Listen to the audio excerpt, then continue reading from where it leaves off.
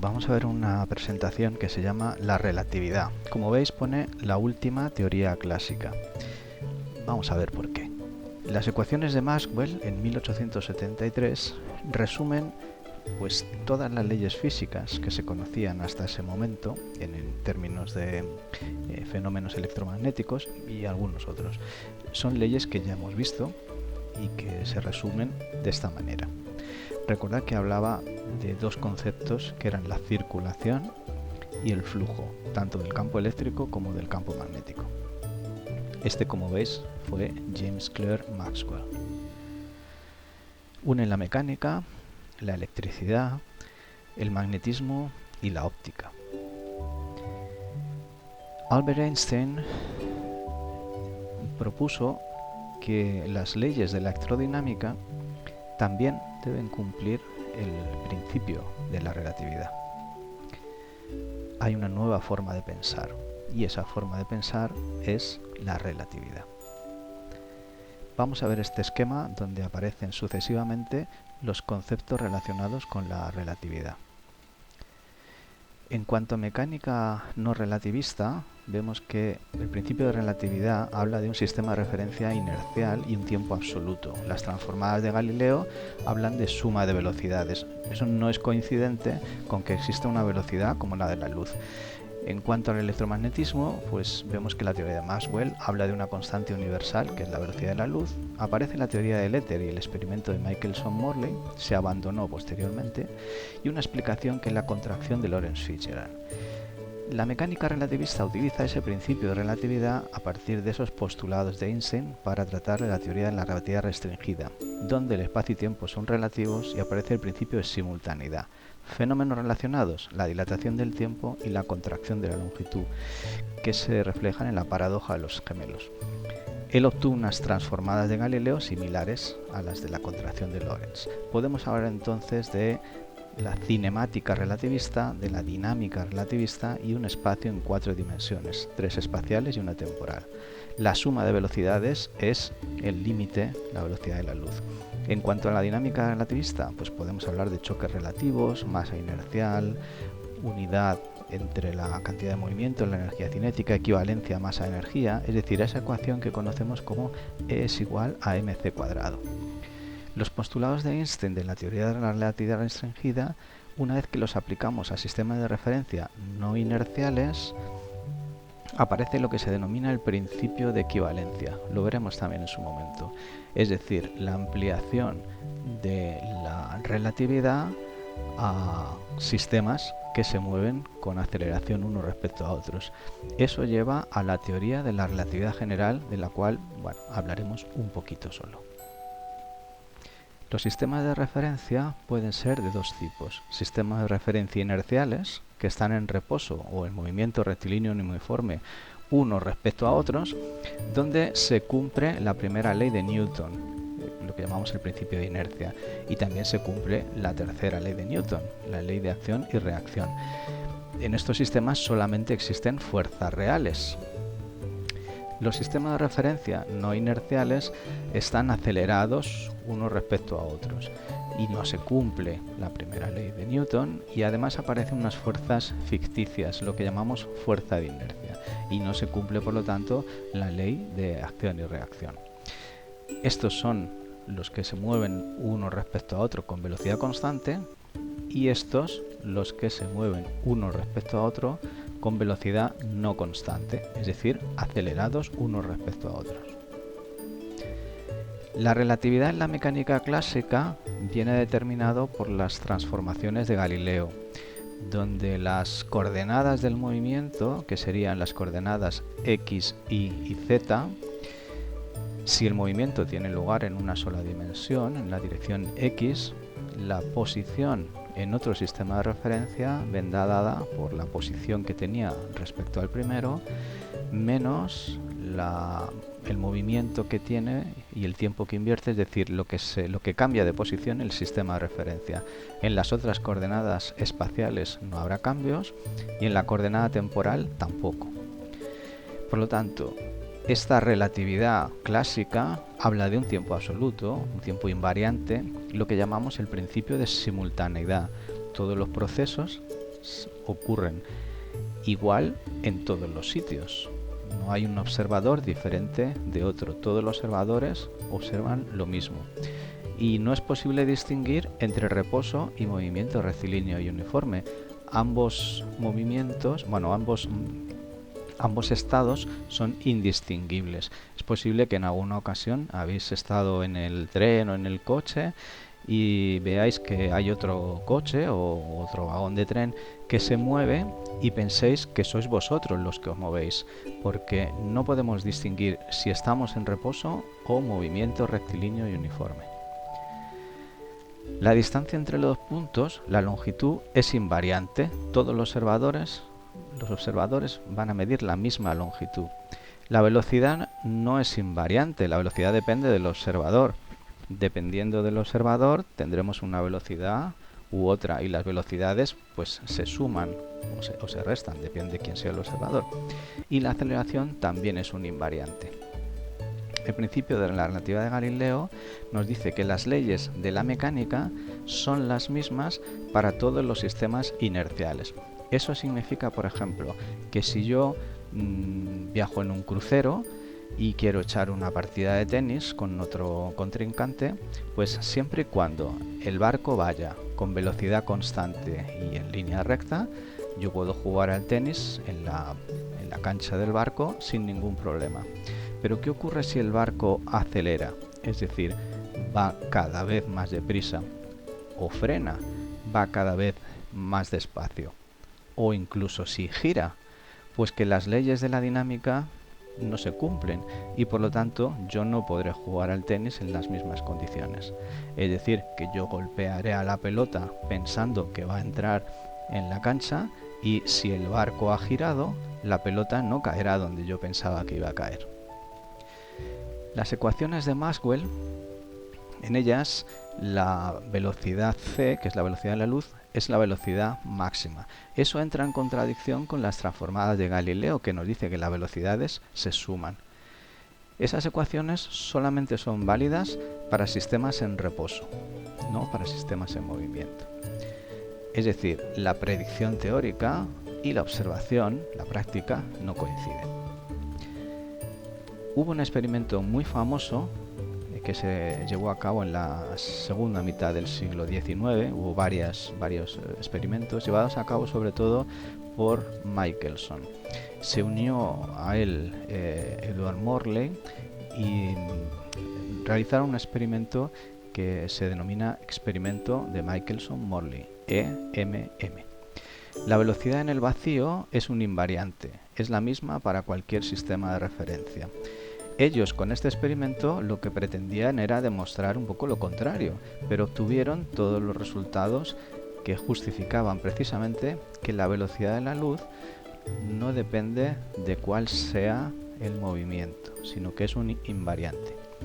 El experimento de Michelson-Morley utiliza un interferómetro que a partir de una fuente y de un espejo semipermeable, es decir, que permite que una parte de la luz pase y otra parte se refleje, y dos espejos donde esos dos haces se vuelven a juntar, la suma de las dos ondas electromagnéticas, es decir, de la luz procedente de esos dos espejos, se suman, daría interferencia. Observando lo que ocurre, mediríamos qué pasa con esta trayectoria y qué pasa con esta trayectoria. Es decir, habría interferencia constructiva si las distancias que recorren son las mismas, o interferencia destructiva o parcialmente destructiva si la distancia que recorre en un sentido y en otro son diferentes. Las primeras explicaciones a esta aparente contradicción fueron llevadas a cabo por Heinrich Lorentz y George Fitzgerald. En este caso se hablaba de lo que se llamaba la contracción de la longitud. Hay una disminución de la longitud de un cuerpo que se mueve en el éter, pero solamente se contrae en la dirección del movimiento. Esa contracción de la longitud es función de esta expresión. L, que es la longitud original, por la raíz cuadrada de 1 menos v al cuadrado, que es la velocidad con la que se está moviendo el observador, dividido entre c al cuadrado, que es la velocidad de la luz. Henri Poincaré, filósofo, escribió un libro y dio varias conferencias tituladas sobre la dinámica del electrón en 1905, donde establece los principios matemáticos de la relatividad. Es decir, que tenemos tres científicos, filósofos, investigadores, que ponen un poco las bases de lo que es la relatividad. En 1905, Albert Einstein publica en la revista Annales de Física, en alemán, un texto que se denomina Sobre la electrodinámica de los cuerpos en movimiento. En él aparece el siguiente texto: el sentido y magnitud de la corriente inducida dependen sólo del movimiento relativo del conductor y el imán. Recordad que cuando hablamos de la inducción electromagnética dijimos que se puede generar de corriente eléctrica moviendo un imán, acercándolo o alejándolo a una bobina, o lo contrario, mover una bobina acercándola y alejándola al imán. Bien, esos dos fenómenos antes de Einstein se explicaban de forma diferente, y Einstein lo que vino a decir es: esos dos fenómenos son iguales, la única diferencia es el sistema de referencia. La única diferencia sería esa, el sistema de referencia que utilizamos. Estableció dos postulados. Uno, que todas las leyes de la física son válidas en todos los sistemas de referencia inerciales, es decir, es una generalización del principio de relatividad de Galileo. Y en segundo lugar, establece que la velocidad de la luz es la misma para todos los sistemas inerciales y además es la velocidad máxima con la que se pueden mover. Las transformaciones de Lorentz son estas que tenemos aquí, tanto para el espacio como para el tiempo. Recordad que se parecen en algo a las transformadas de Galileo cuando la velocidad del sistema de referencia pues es pequeña relativamente. Estas serían las transformadas en la coordenada x, y z, si, como vemos, el movimiento tiene lugar en la coordenada x. La diferencia es que ahora el tiempo no es un invariable. Por otro lado, aparece esta constante, gamma, que es justamente la inversa de la raíz cuadrada de 1 menos v cuadrado partido por c cuadrado. Constante gamma. La distancia y el tiempo no son absolutos. Si v es igual a 0 o v es muy pequeña en comparación con la velocidad de la luz, hay similitud entre las ecuaciones de Galileo y las de Lorentz, es decir, gamma valdrá 1. En caso contrario, pues gamma será mayor que 1. Estas ecuaciones deducidas por Lorentz en 1895 fueron obtenidas por Albert Einstein en 1905, desechando la existencia del éter. El éter fue una sustancia que se introdujo a finales del siglo XIX para explicar que las ondas electromagnéticas, y por lo tanto la luz, se debían mover en un medio. Se comprobó que efectivamente en el experimento de Michelson-Morley no era necesario ningún medio, por lo tanto ese éter luminífero no era necesario que existiera. En la teoría de la relatividad restringida, lo que llamamos cinemática relativista, que hemos comentado en el esquema del principio, la velocidad no es un invariante.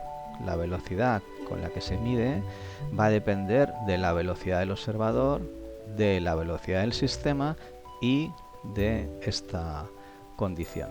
Por otro lado, se habla de lo que llamamos la dilatación del tiempo. T, es decir, el tiempo que mide un observador en reposo, es gamma por t', o lo que es lo mismo. Como gamma es un factor mayor que 1, el tiempo que mide un observador que está en reposo es mayor que el tiempo propio, es decir, el tiempo del observador que se está moviendo. Esto nos puede llevar a hablar a la paradoja de los gemelos. La contracción de la longitud está relacionada también con la dilatación del tiempo. En este caso, un objeto en movimiento parece más corto si se observa desde el reposo. L' es la longitud propia y L es la longitud que mide el observador que está en reposo. Si yo estoy en movimiento, mido una longitud L'.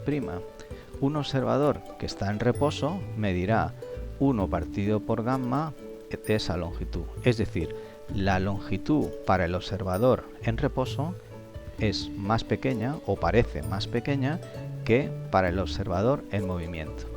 Esto lo podemos observar con la vida media de los muones. En la dinámica relativista podremos hablar de lo que llamamos masa relativista, que aumenta al crecer la velocidad hasta hacerse infinita a la velocidad de la luz, como vemos en esta gráfica. La relación entre la masa y la masa en reposo sería esta que tenemos aquí. Esta sería la masa en reposo y conforme aumenta la velocidad, ves que a la mitad de la velocidad de la luz ya la masa es considerablemente mayor. Cuanto más se acerca a la velocidad de la luz, más aumenta y a la velocidad de la luz sería una masa infinita. Esta sería una gráfica donde se observa la relación entre m sub 0 y la relación v y c. La cantidad de movimiento relativista lógicamente está relacionada con la velocidad del sistema de referencia. Depende del observador que la mida. La cantidad de movimiento se conserva si se tienen en cuenta las transformadas de Lorentz. La cantidad de movimiento en reposo sería m por v y la cantidad de movimiento cuando el objeto se está moviendo a una velocidad del orden de 0,5 c o mayor, pues sería esta gráfica. Por otro lado tenemos lo que llamamos la equivalencia masa y energía. Es decir, que se puede crear masa a partir de energía y energía a partir de la masa. En otros términos podemos decir que masa y energía son equivalentes. La energía cinética relativista podemos considerar que es esta expresión. La energía cinética será gamma por m sub 0 c cuadrado menos m sub 0 c cuadrado, donde e sub 0 es la energía de la masa o la energía en reposo. La energía cinética, por lo tanto relativista, sería la diferencia entre la masa y la masa en reposo por c al cuadrado.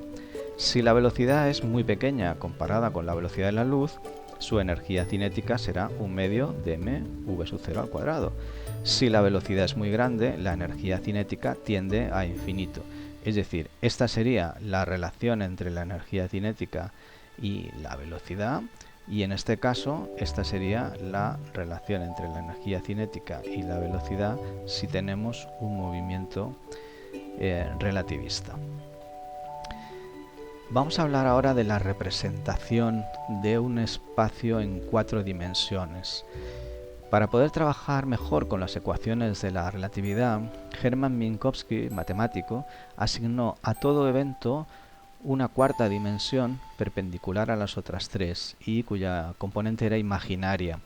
El esquema sería parecido a este, donde tenemos una representación en el eje X que corresponde al espacio, cualquiera que sean las dimensiones, en este caso aparecerá la dimensión X, y otra dimensión que es la dimensión temporal. Fijaos que aquí hay una línea de luz que corresponde a la velocidad de la luz y esta zona es la que se llama el cono de luz, donde están los sucesos que ocurren en el presente. Bueno, este sería el presente y estos serían los sucesos que van a ocurrir. Por debajo de este cono de luz estarían los sucesos pasados. Lo que hacemos con esta representación gráfica es considerar que la velocidad de la luz corresponderá a un avance en el espacio de un 1 y un tiempo 1, es decir, la unidad en ambos casos. Todos los movimientos se representan por líneas que lógicamente están dentro de este cono de luz, porque todos los movimientos serían con una velocidad inferior a la velocidad de la luz. ¿Cuáles son las consecuencias de la teoría de la relatividad restringida? Pues que las leyes de Newton son válidas, son una aproximación cuando la velocidad del sistema de referencia es muy pequeña comparada con la velocidad de la luz.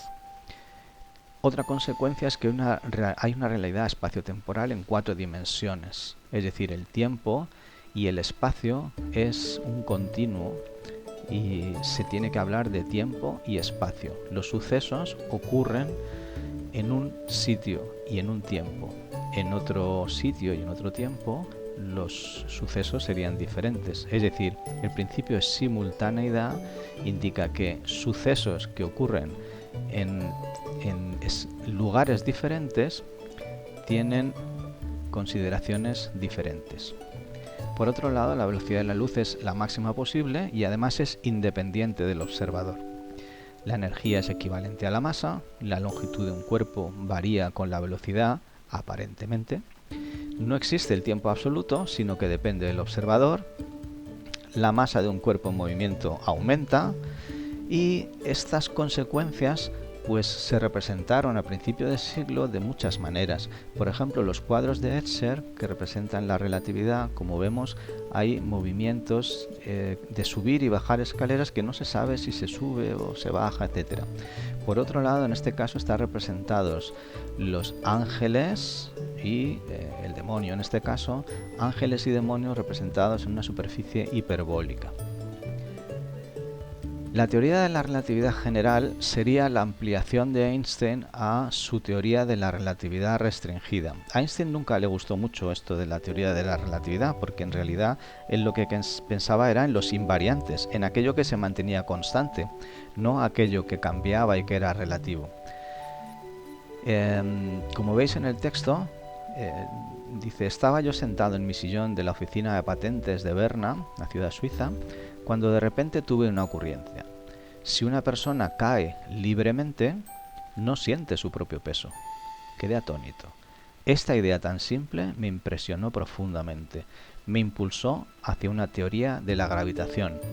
De hecho, la teoría de la relatividad general es una nueva teoría de la gravitación, una nueva forma de entender la gravitación.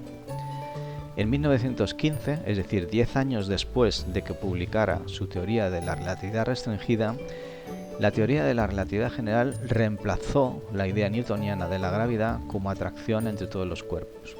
Ahora, la gravitación es el efecto de la curvatura del espacio-tiempo producido por la masa y la energía. El principio de equivalencia nos dice que la masa inercial y la masa gravitacional de cualquier cuerpo son iguales. ¿Pero qué son una y otra? Existen dos maneras de determinar la masa de un cuerpo. Una es con la que se mide la atracción que ejerce la Tierra. Esa es la masa gravitacional.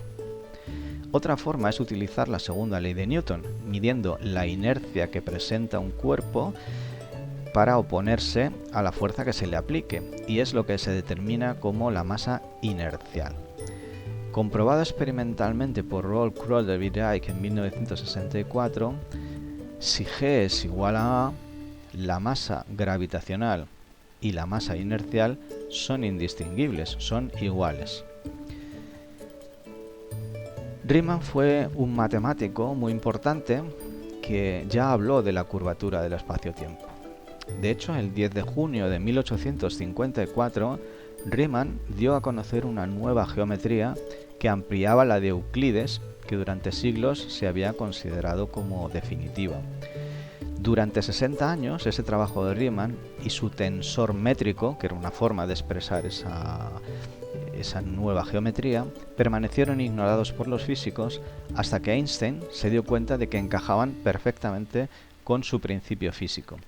De hecho, podemos decir que la reinterpretación física de la conferencia de Riemann del año 1854 recibe hoy el nombre de relatividad general.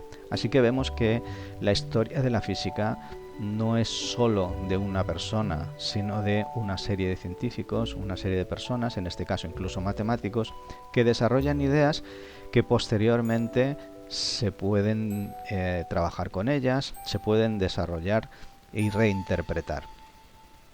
La curvatura del espacio-tiempo pues sería una idea como esta.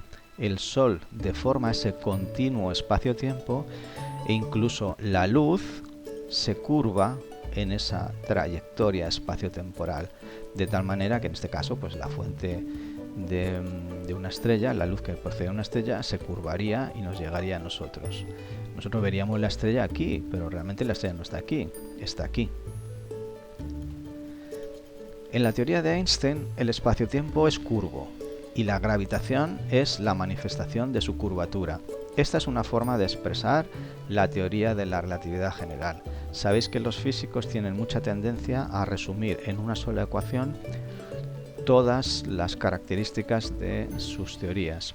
En este caso utiliza pues magnitudes como los tensores, etc. Básicamente se trata de lo siguiente. El lado izquierdo, este lado de aquí, describe la geometría del espacio-tiempo. Es decir, nos está diciendo que las masas deforman el espacio-tiempo. Y el lado derecho representa la distribución de masa y energía. Es decir, cómo la masa y la energía se comporta en ese espacio-tiempo curvo. La literatura se hizo eco de estas ideas con obras como Alicia a través del espejo, de Carroll, La máquina del tiempo, de Orson Welles, y Ulises, de James Joyce. La revista Time pues declaró a Albert Einstein el personaje del siglo. Espacio-tiempo, el continuo espacio-tiempo, le dice a la materia cómo se tiene que mover, y la materia le dice al espacio-tiempo cómo se tiene que curvar. Esta es la definición de Wheeler de lo que es la gravitación.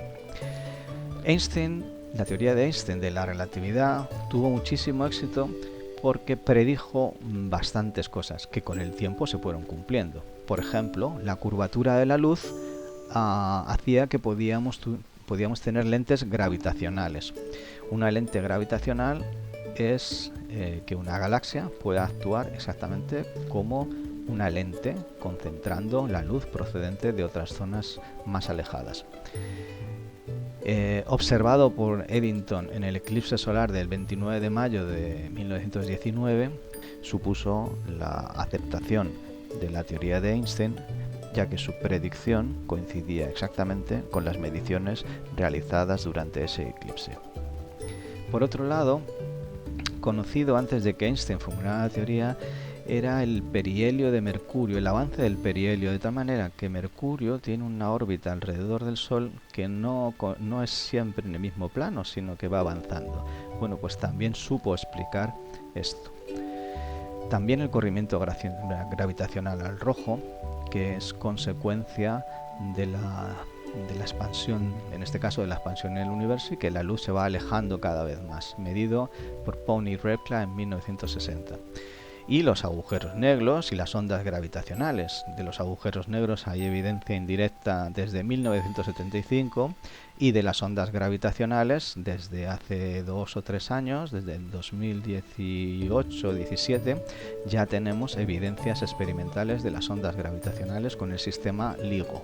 Vamos a ver ahora algo de ampliación que no me voy a detener mucho en ello, solamente comentar pues qué son los agujeros negros, cómo se describen, qué es el radio Schwarzschild y qué ocurre al cruzar ese radio de Schwarzschild. Hay distintos tipos de agujeros negros, qué características tienen, cuál es ese radio y qué condiciones. Ya os digo que esto no vamos a tratarlo más. La dilatación gravitacional del tiempo nos dice que el tiempo fluye más lentamente en los campos gravitatorios y tanto más cuanto más intensos sean. Es decir, que los relojes en los campos gravitatorios intensos van más despacio. Bien, tampoco vamos a hablar mucho más de esto y de la dilatación gravitacional del tiempo y lo que llamamos la pesantez de la luz, que es el desplazamiento al azul debido a la gravedad, ya que la frecuencia aumenta y disminuye la longitud de onda. Conforme más nos acercamos a un sistema donde la gravedad es mayor, la frecuencia aumentaría y disminuiría la longitud de onda. Es lo que llamamos el desplazamiento al azul.